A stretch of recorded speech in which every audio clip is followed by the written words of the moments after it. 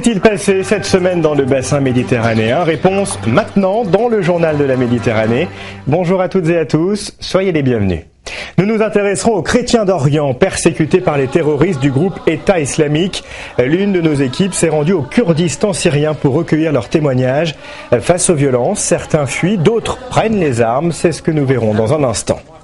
Dans ce climat douloureux, nous avons voulu mettre en lumière une histoire oubliée de la Seconde Guerre mondiale et pourtant hautement symbolique. Sous l'occupation allemande, des imams ont sauvé des juifs à Paris. Le fils de l'un d'eux a découvert il y a quelques années seulement le rôle de son père. Un très beau témoignage à voir dans ce magazine. Enfin, nous découvrirons un artiste amoureux de la Méditerranée et longtemps oublié, Pierre Bonnard. Ce contemporain de Matisse a souvent peint dans sa maison du Canet dans les Alpes-Maritimes. Une exposition lui est consacrée au musée d'Orsay à Paris. Mais avant de développer ces titres, nous avons choisi cette semaine de revenir sur la grande marche contre le terrorisme organisée en Tunisie. C'était dimanche dernier, quelques jours après l'attentat sanglant du musée du Bardo. À Tunis, quelques dizaines de milliers de manifestants, parmi lesquels beaucoup de jeunes et de familles, ont répondu présents à l'invitation du président Béji Caïd Essebsi. Avant de revenir plus largement sur le symbole de cette marche républicaine et de s'interroger sur l'avenir de la Tunisie avec notre invité, revivons ensemble ce rassemblement entré dans l'histoire du pays. Marie Pujola, Sophie Tallois. Hommage et recueillement. La communauté internationale est venue dire dimanche dernier sa solidarité avec la Tunisie. Après avoir voté à Tulle en Corrèze pour le second tour des élections départementales, François Hollande a choisi de se rendre à Tunis pour appeler les démocrates à unir leurs forces contre le terrorisme. Il a notamment déposé une gerbe devant le musée du Bardo et rendu hommage aux 22 victimes de l'attentat, parmi lesquelles figurent 4 Français. Le terrorisme a voulu frapper un pays, la Tunisie, qui avait engagé le printemps arabe, chacun s'en souvient, et qui a eu un parcours exemplaire en matière de démocratie, de pluralisme, de défense des droits des femmes. Et donc la France, amie de la Tunisie, devait être là aujourd'hui. Un moment d'émotion, mais également de fraternité entre le président français et son homologue tunisien, et qui en a perdu la chronologie de l'histoire. Monsieur François Mitterrand, Hollande. C'est celui que je connaissais de mon âge. Monsieur François Hollande. Dans le même temps, une marée humaine de citoyens a défilé dans la capitale pour dire non au terrorisme. Nous sommes venus aujourd'hui pour dire à ces gens-là, à ces extrémistes de tous bords, que les Tunisiens n'acceptent jamais. Il faut justement montrer cela, montrer que toute la Tunisie, la majorité, vraiment la grande majorité, est contre le terrorisme. À retenir donc de cette journée, unité nationale et soutien international. Une image qui n'est pas sans rappeler la grande marche républicaine qui a eu lieu à Paris le 11 janvier dernier après les attentats de Charlie Hebdo. Alors on vient de le voir à l'instant, l'émotion était intense à Tunis. Pour en parler, notre invité aujourd'hui est Chérif Ferjani. Bonjour. Bonjour. Alors vous êtes franco-tunisien, professeur à l'université Lyon 2, chercheur au groupe de recherche et d'études sur la Méditerranée et le Moyen-Orient. Vous aviez participé à la marche républicaine organisée en France après les attentats contre Charlie Hebdo et l'hypermarché Cacher. Vous étiez à Tunis dimanche dernier. L'ambiance était-elle similaire? Qu'avez-vous ressenti personnellement? J'ai ressenti la même émotion que j'ai ressentie dans la manifestation en France. Les Tunisiens sont arrivés par milliers de tous les pays pour exprimer à la fois leur colère contre les terroristes et leur fierté de voir la solidarité internationale s'exprimer envers la Tunisie comme elle s'est exprimée envers la France. Alors, l'organisation d'une marche républicaine par le président tunisien nouvellement élu Béji Caïd Essebsi est fortement symbolique.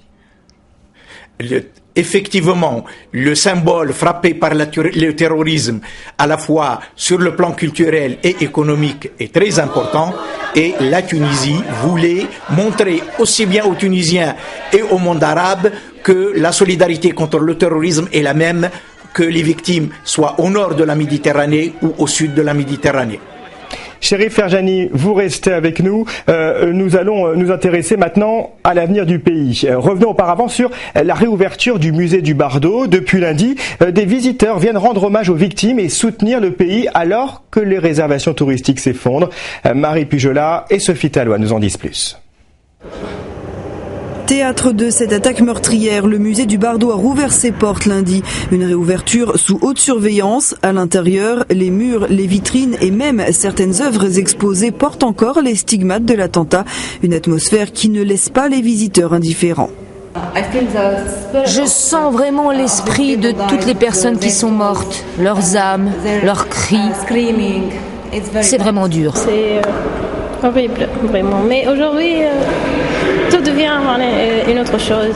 C'est pour tenter d'aller de l'avant que le gouvernement tunisien a souhaité cette réouverture rapide, pour dire aussi que le pays est prêt à accueillir des visiteurs étrangers. Maintenant, ce que nous voulons voir, c'est le positif. La Tunisie est ouverte aux visiteurs. Elle est prête à recevoir nos amis ici en Tunisie. Mais malgré ce message positif, la réalité est tout autre. Dans les agences de voyage françaises, les réservations pour la Tunisie sont actuellement en baisse de 60% par rapport à l'année dernière. Depuis l'attentat, plusieurs compagnies de croisière ont décidé de ne plus faire escale à Tunis. Il y avait une reprise du tourisme en général et de la croisière en particulier. Ils allaient à un nombre d'escales important qui était programmé cette année. Et donc il y a un repositionnement, par exemple, la réactivité a été immédiate, les escales sont annulées et se repositionner sur Malte. Pourtant, ce secteur qui représente 7% du PIB du pays est primordial pour l'économie. Mais l'Organisation mondiale du tourisme a indiqué en début de semaine avoir une entière confiance dans la capacité du pays à rebondir dans ce domaine. D'ailleurs, une grande campagne de communication à destination de l'Europe devrait être lancée dans les prochaines semaines. Alors on vient de l'entendre, 60% de réservations en moins. Lorsque l'on sait que le tourisme est l'un des secteurs les plus dynamiques de l'économie de la Tunisie, le chiffre n'est pas anodin. Chérif Ferjani, faut-il s'en inquiéter ? Bien sûr qu'il faut s'en inquiéter et les terroristes, en frappant le musée du Bardo et en visant les touristes, veulent que la Tunisie, qui a réussi plus tôt sa transition démocratique, veulent que frapper l'économie pour éviter la traduction, la réalisation des espoirs qui ont porté la révolution tunisienne et le printemps arabe. Le travail, la dignité, la liberté, ce sont les mots d'ordre de cette révolution et qui sont au cœur des cibles des terroristes. Alors la Tunisie et la Libye n'ont qu'une frontière qui les sépare. Comment, dans ces conditions, lutter efficacement contre les terroristes du groupe État islamique ? La Tunisie ne peut pas lutter toute seule contre le terrorisme de l'État islamique, mais d'autres groupes djihadistes implantés aujourd'hui en Libye, au Mali et dans l'ensemble de la région, y compris à l'intérieur de la Tunisie. L'ancien gouvernement présidé par les islamistes après la révolution a laissé se développer le réseau terroriste dans l'espoir de faire peur aux Tunisiens pour qu'ils votent pour lui. Les Tunisiens n'ont pas voulu de ce chantage-là et les Tunisiens ont besoin d'être aidés à la fois au plan régional. L'Algérie est une pièce importante dans la lutte contre le terrorisme, mais aussi l'aide des pays européens, des alliés de la Tunisie est importante à la fois sur le plan sécuritaire, mais aussi sur le plan économique. Chérif Ferjani, merci d'avoir accepté notre invitation. Merci à vous. Nous parlions à l'instant des djihadistes du groupe État islamique. Certains d'entre eux sont aujourd'hui aux mains de combattants kurdes en Syrie. Ferrarissim, l'une de nos équipes, a pu entrer en contact avec ces prisonniers. Regardez. À cet endroit, le fleuve, le Tigre, dessine la frontière entre les Kurdistans irakiens et syriens. Depuis près de 2 ans, les Kurdes combattent les hommes du groupe État islamique. Ils ont fait des prisonniers. Nous demandons à les rencontrer. Arrivés côté Syrie, des dizaines de derricks à l'arrêt. C'est une terre de pétrole, mais il n'y a plus personne pour l'exploiter. Tous les 10 kilomètres, des barrages tenus par des combattants kurdes. Leurs ennemis, les hommes de Daesh, sont partout, prêts à les infiltrer et à les attaquer à tout moment. Personne n'échappe à la fouille. Ce soir ici, c'est la fête. Le Nouvel An kurde dans la ville de Rimalan, une fête très populaire, devenue symbole de résistance. C'est le moment que choisissent les Kurdes pour nous montrer leurs prisonniers du groupe État islamique. Dans une maison toute proche, ces 2 hommes sur un canapé. Sous les verrous depuis 4 mois, ils ont été pris dans des combats, les armes à la main selon les Kurdes. Le premier est syrien, 18 ans, un visage et une voix d'adolescent. L'autre, un Turc de 24 ans qui se dit étudiant en sociologie. Nous leur demandons si nous pouvons leur poser des questions face caméra. Ils acceptent. J'ai adhéré à l'État islamique parce que c'était un État légitime pour moi. Pourquoi légitime? Parce que c'est un État purement islamique. Il n'y a de Dieu que Dieu. Les massacres et les viols, je n'ai jamais vu ça de mes propres yeux, je n'ai vu que des vidéos. Moi, je ne crois que ce que je vois avec mes yeux. Fin de l'entretien, les gardes les entraînent au dehors, rapidement. Ils craignent un lynchage si des gens les repèrent. Une voiture les attend, discrètement. Direction la prison, un lieu tenu secret où ils pourraient être échangés contre des prisonniers kurdes. Pendant ce temps, les festivités continuent. Malgré les consignes de sécurité, difficile de ne pas profiter de cette fête, la plus importante de l'année.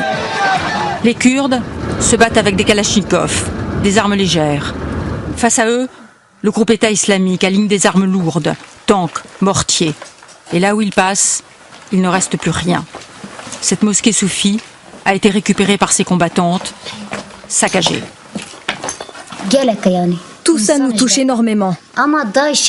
Soi-disant, Daesh protège l'islam. L'islam, c'est ça? Pas du tout. C'est contre l'islam. Une sale guerre, où rien ni personne n'est épargné. Un pays ravagé, où combattants et combattantes se battent presque à main nue contre un ennemi surarmé et impitoyable. Oui, un ennemi surarmé et impitoyable qui s'en prend également aux chrétiens d'Orient. Laurent Fabius a lancé un appel pour venir en aide à cette population prise pour cible par Daesh, le groupe État islamique en Syrie et en Irak. Le ministre des Affaires étrangères s'exprimait devant le Conseil de sécurité de l'ONU à New York. Il a parlé de génocide culturel. On l'écoute. Ce qu'est en train de faire Daesh par rapport aux chrétiens, c'est un génocide. Pourquoi? Génocide, ça veut dire qu'on détruit un groupe et on veut le tuer en tant que groupe. C'est exactement ça la démarche de Daesh. Ils veulent tuer non seulement les chrétiens comme groupe, mais tous les groupes qui ne sont pas leur groupe. Donc c'est un génocide ethnique, c'est un génocide religieux et c'est un génocide culturel. Alors certains chrétiens d'Orient sont parvenus à fuir les combats, d'autres ont choisi de prendre les armes. Au Kurdistan syrien, reportage de Martine Laroche-Joubert et Bruno Giraudon. Dans ce village du Kurdistan syrien, ces combattants chrétiens prennent les armes contre les hommes du groupe État islamique. Avec eux, nous partons sur la ligne de front. Ils sont assyriens, une très ancienne communauté. Persécutés en Irak il y a 80 ans, ils se sont réfugiés en Syrie. Aujourd'hui, le cauchemar recommence, leur pire ennemi, Daesh, qui les prend pour cible. Il y a un mois, plus de 200 chrétiens ont été enlevés dans les villages en face. Alors, sur ces hauteurs, ils décident de se défendre. Vous voyez ce village là-bas? Avant, il était à nous. Mais depuis 3 jours, c'est Daesh qui l'occupe. Le but de Daesh, c'est de nous encercler. Autour de cette église, des dizaines de combattants et combattantes. Cette église est très ancienne. Elle appartient aux Assyriens. À l'intérieur, pas de destruction, mais visiblement, le prêtre est parti à la hâte. Quand ils ont su que Daesh arrivait, tout le monde a fui, sans rien emporter. Face à l'avancée du groupe État islamique, les Assyriens se sentent bien seuls. Le monde chrétien en Occident nous a abandonnés, oubliés. Il ne fait rien pour nous. Ce qui nous aide, ce sont les combattants kurdes. Village désert, maisons abandonnées, seuls les miliciens tiennent compagnie aux personnes trop âgées pour s'enfuir. J'ai très peur de Daesh. car nous n'avons pas assez de force pour nous défendre. Ils peuvent nous atteindre, même de loin. Une peur fondée. Ces combattants veulent nous montrer comment les hommes de Daesh vandalisent les églises. Quand ils sentent que la bataille est perdue, ils font tout sauter. Moi, je me suis fait tatouer une croix, et il y a écrit « Les gens honnêtes respectent la loi ». Plus loin, dans une petite ville, pas encore menacée pour le moment par le groupe État islamique, l'église Sainte-Marie. Le drapeau de Bachar al-Assad flotte toujours à l'entrée. Ici, une partie de l'assistance demeure fidèle au président syrien. Ce prêtre, lui aussi, a la conviction que seul le régime peut lutter efficacement contre Daesh. Beaucoup d'entre nous se sont sacrifiés pour préserver notre présence dans notre patrie. Nous resterons ici, nous sommes contre l'exil, nous ne partirons pas. Jamais nous n'abandonnerons notre terre. Ici, les chrétiens ont mis du temps à s'engager dans la guerre car ils se croyaient protégés par le régime. Mais les attaques de Daesh les obligent à s'allier avec les Kurdes et à combattre avec eux pour sauver leur peau. Dans ce contexte dramatique, nous avons voulu mettre en lumière une belle histoire qui transcende les cultures et les religions, une histoire assez méconnue de la Seconde Guerre mondiale. Des imams ont en effet pris des risques pour sauver des juifs à Paris. Le fils d'Abdelkader Mesli a découvert il y a quelques années seulement le rôle de son père sous l'occupation allemande. Regardez. C'est dans cette valise que Mohamed Mesli a découvert il y a 4 ans seulement l'incroyable vie de son père, Abdelkader Mesli. Il l'avait peu connu, il n'avait pas 10 ans quand il est mort en 1960. Je veux vous montrer, je ne sais pas en fin de compte ce que je vous montre là, puisque ça n'a pas encore été traité, trié, séparé, vous voyez. Alors voyons, il y a des carnets dans lesquels... Et il y a beaucoup de textes en arabe. Après la découverte de ces documents, j'ai pris la mesure en fait de la personne qui était mon père, quoi. Abdelkader Mesli, orphelin algérien, est arrivé à 17 ans à Marseille. Il a commencé par être docker et charpentier, puis mineur en Belgique. Dans les années 30, on retrouve sa trace comme un des 5 imams de la mosquée de Paris.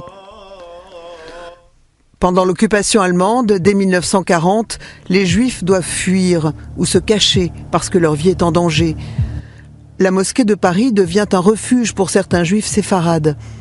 Abdelkader Mesli, dans l'équipe du recteur, en abrite quelques-uns, délivre des certificats de religion musulmane à d'autres et des tickets de rationnement à des familles qui se terrent. Mon père étant imam à la mosquée de Paris a donc participé à cette forme de résistance qui consistait en la délivrance de fausses attestations à des personnes qui étaient menacées. Ce fut le cas par exemple de Jules Lusato, juif italien, le père adoptif de Philippe Bouvard. La famille a été épargnée. D'ailleurs, l'administration de Vichy et les Allemands avaient des soupçons très précis, comme cette lettre officielle en témoigne. La mosquée délivrait à des juifs des certificats de confession musulmane pour les protéger.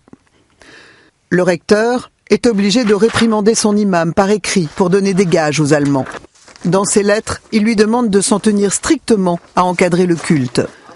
Le recteur va ensuite éloigner l'imam Mesli à Bordeaux comme aumônier des prisonniers militaires musulmans. Là encore, il aide des fugitifs avec de faux papiers et se met en danger. Il sera dénoncé à la Gestapo et déporté en juillet 1944. Puis ce sont les camps de Dachau, de Mauthausen, où malgré les séances de torture, il ne révélera pas le nom des membres de son réseau. Au moment où les Américains libèrent son camp, en août 1945, Abdelkader Mesli ne pèse plus que 30 kilos. Surtout dans les périodes là que nous venons de vivre, je crois qu'il est important que des histoires de ce type-là ne tombent pas dans l'oubli. Il y a des gens de confession musulmane, des imams, qui ont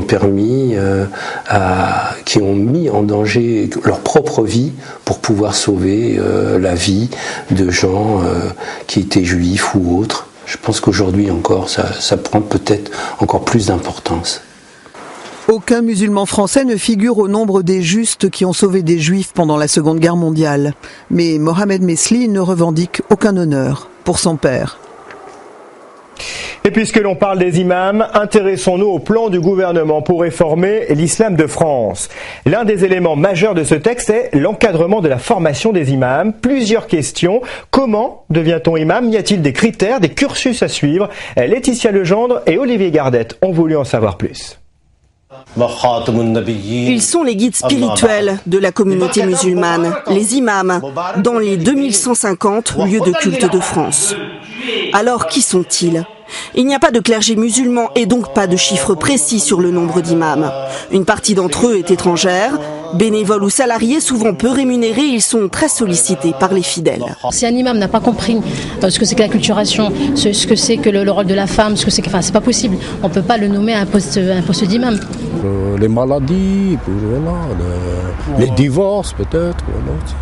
On appelle. Oui, on appelle pour donner son avis. Qu'est-ce qu'il dit là-dessus, le Coran, voilà. L'imam qui dirige la prière, c'est la personne qui a plus de science dans la mosquée.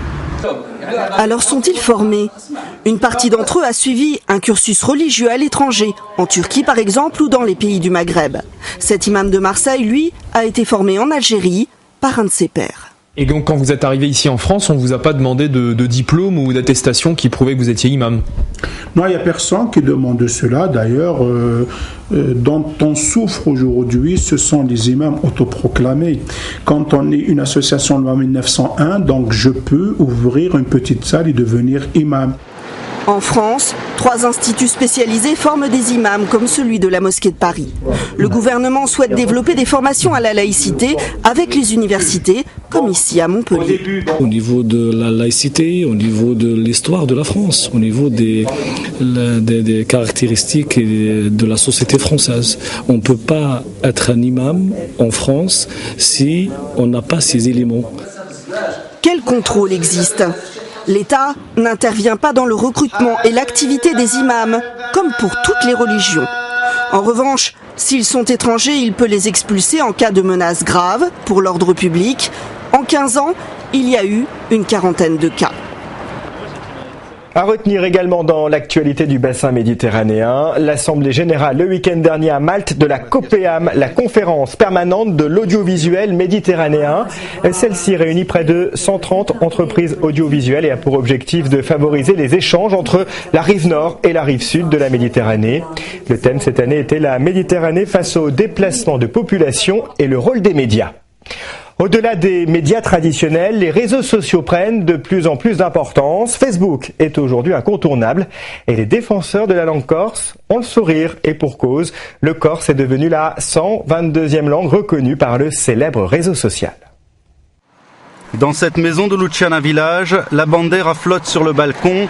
La troupe de comédiens Ikongo y assume son militantisme quand elle a posté sur Internet des vidéos et des textes en Corse avec un succès phénoménal, plus de 6000 soutiens. Ordou Memonti savait que le breton avait, lui, droit de citer sur Facebook. On a vu que la langue bretonne était acceptée, on s'est dit mais pourquoi pas la langue corse? Et via l'engouement qu'a cette langue, et on s'est dit mais pourquoi pas ne créer une page? Et on a vu tous ces gens arriver en masse sur la page en demandant cela à Facebook. Et je pense que ça a permis de faire bouger les choses. Sous l'impulsion d'un Cortenay qui travaille à Facebook, Anton-Marie Abatesti, l'Université de Corse entre ensuite en contact avec San Francisco. En moins d'un mois, on lui demande de traduire 300 mots-clés en corse. Ça a consisté effectivement en une traduction de 300 mots qui sont les mots récurrents sur l'interface de Facebook. Donc ça paraît rien et en même temps c'est des usages très précis. Donc il fallait justement qu'on ait notamment des enseignants-chercheurs, des sociolinguistes aussi, enfin des gens qui ont une compétence linguistique un peu forte pour pas qu'on traduise de façon trop inconséquente. Le corse reconnu par Facebook, est-ce une chance quand on sait combien les langues sont volontiers écorchées sur les réseaux sociaux ? On peut très bien être dans un registre de débat et pour autant soigner sa langue. Et il faut en tout cas que le corse ait accès à tous les espaces de pratique. Et abradiga vince a grammatica. Autrement dit, pratiquer et encore pratiquer est encore le meilleur gage de progrès linguistique individuel et collectif. C'est des choses modernes et technologiques. Donc après, il est évident que les jeunes sur Facebook ne parleront pas forcément le corse parfaitement. Mais c'est pas grave, il faut bien commencer par ça. Alors que Paris refuse toujours d'entendre parler de co-officialité, la langue corse est reconnue par le plus grand réseau social au monde. Il y a sans doute de sa part plus de communication que de philanthropie, mais ce dossier-là, au moins, a avancé. Et justement, en parlant de Facebook, sachez que vous pouvez revoir l'intégralité de ce journal sur notre page Le Journal de la Méditerranée. N'hésitez pas par ailleurs à nous faire part de vos remarques ou de vos suggestions. La Méditerranée, il l'aimait. C'est sur les hauteurs de Cannes, dans sa maison du Canet restée intacte, que Pierre Bonnard peignait ses toiles. Un décor familier où sa femme tenait une grande place. Au fil des années, celle-ci est d'ailleurs devenue l'incarnation de sa peinture, sa muse. 70 ans après la mort de l'artiste, longtemps sous-estimé par la critique, 200 toiles sont à redécouvrir au musée d'Orsay à Paris. Marie Berrurier et Noé Salem sont nos guides. Dans ces tableaux, les codes, ce sont la lumière et la couleur. Pourtant, rien à voir avec l'impressionnisme. Pierre Bonnard, c'est un regard à part, un peintre inclassable qui refuse qu'on le mette dans une case. Loin des théories et des sujets pompeux, lui, ce qui l'intéresse, c'est la vie de tous les jours, telle qu'il la voit. Ces scènes sont très peu réalistes. Elles évoquent des situations de la réalité, mais ce n'est pas l'essentiel. Et c'est pour ça que cette peinture agit sur nous si puissamment aujourd'hui. Le monde idéalisé de Pierre Bonnard, c'est ici qu'il le crée, dans le sud de la France, dans la petite maison du Canet, sur les hauteurs de Cannes. Là, il peint son décor familier. Le salon avec Marthe, sa femme, sa muse, son modèle, ou encore à l'étage, la fameuse salle de bain où trône encore la baignoire culte, ce décor quotidien où il peint Marthe encore et encore. Au fil des années, elle est devenue l'incarnation de sa peinture et il a sublimé le corps de Marthe comme il peut sublimer un paysage. Dans la maison du Canet, Pierre Bonnard hante toujours un peu ces lieux qu'il a peints. Le jardin, sa chambre à coucher ou son atelier, autant d'endroits restés miraculeusement intacts. C'est là que cet homme, qui est quand même l'un des grands peintres du XXe siècle, a peint dans un espace très réduit. Il avait parfois le nez sur ses tableaux et puis il prenait un peu de hauteur sur la mezzanine. Il ne faut pas oublier que c'est lui qui a fait construire cet atelier, qui a fait aménager cet atelier. Donc c'est un endroit particulièrement émouvant. Aujourd'hui, presque 70 ans après la mort du peintre, cette rétrospective arrive à point nommé pour revoir certains tableaux mythiques, comme ces mimosas peints dans l'atelier du Canet. 200 toiles de Bonnard qu'on n'avait jamais vues ensemble et que l'on va pouvoir redécouvrir au musée d'Orsay. Oui, une très belle exposition à voir jusqu'au 19 juillet au musée d'Orsay à Paris. Allez, rejoignons désormais le musée égyptien de Turin en Italie. C'est l'image de la semaine. Le site quasi bicentenaire a dévoilé cette semaine ses locaux agrandis et rénovés à l'issue de 5 années de travaux pharaoniques. Unique site au monde avec celui du Caire à être entièrement dédié à l'art et à la culture de l'Égypte ancienne. Ce musée est l'un des 10 plus visités d'Italie. À la semaine prochaine, très bon week-end, très belle semaine.